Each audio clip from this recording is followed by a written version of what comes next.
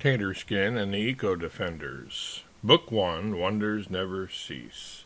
Chapter 56. Back in Xenia, all in the valley were happy to see us return.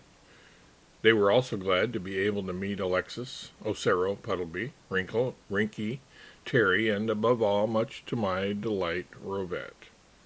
Everybody loves Rovette, especially me.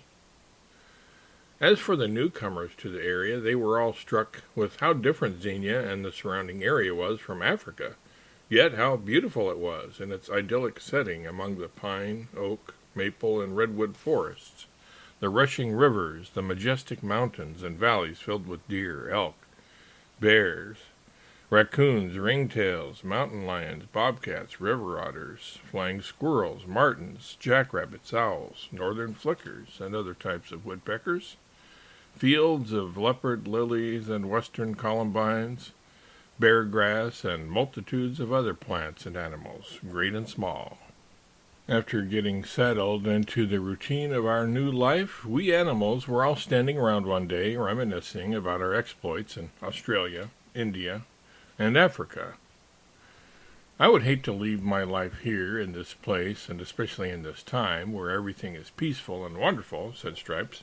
But sometimes I get the feeling we owe it to past generations to go back in time again and teach the animals how to band together and form an unbreakable alliance so as to prevent the depredations that occurred in their time and place. After all, Australia and India and Africa aren't the only places in the world where bad things happened. Europe, North and South America. That's true, somebody said. It might have been me. I don't remember now for sure. Whoever it was, he or she wasn't alone. Many of us had been thinking similar thoughts, but had been in no hurry to express them for the very reason that our Bengal tiger friend had mentioned, namely because we were enjoying our life in the present time so much that the thought of returning to those distressing times did not seem altogether appealing. It's easy to postpone things that must be done or should be done when they seem difficult or distasteful.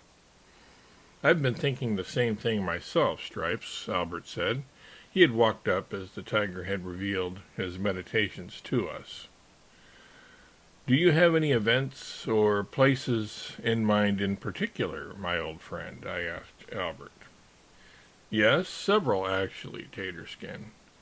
For starters, here are a few times and places I've been thinking about visiting in order to prevent terrible things throughout history from occurring. I just thought of something, Alexis interjected. Since we prevented the pillaging of the Congo and its people and put an end to poaching in Africa, what do the history books now say about those things? Albert smiles and even chuckles a little. Unintentionally, and without being aware of it, his chuckle has taken on an unmistakable resemblance to Yuck-Yuck's distinctive way of snickering. The history books are now completely silent on those subjects, Alexis. The same is true of the mistreatment of the indigenous people in Australia. Nothing is recorded about those things since they never occurred, because we saw to it that they never did. What about us? Ocero Puddleby asked. Are we mentioned in the history books? Well, that's kind of funny, Albert said. There's not much at all written about us, just the occasional footnote about there being rumors that a coalition of animals, accompanied by a handful of humans, were involved in concerted efforts of some sort, but they are always reported as being mere conjecture, stoutly defended by a few, but generally regarded by the authorities as urban legends or old husbands' tales. That's okay, Rovette said. The important thing is that the destruction of humans and animals in those places where we went didn't occur after all. It doesn't matter that much who gets the credit, if anyone, does it?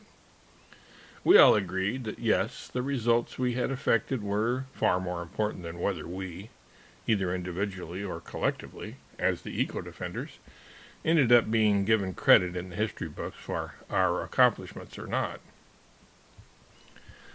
Albert now continued with the list of events and situations that he had been thinking about and that he felt needed to be altered. The Crusades that began in 1096. Christopher Columbus' acts of terrorism and genocide in Hispaniola, 1492. The 1864 Fort Pillow Massacre. The Wounded Knee Massacre of defenseless Native Americans in 1890. The exploitation of workers in 1911, which led to the deaths of 146 in the Triangle Shirtwaist Fire. The 1915 genocide of Armenians.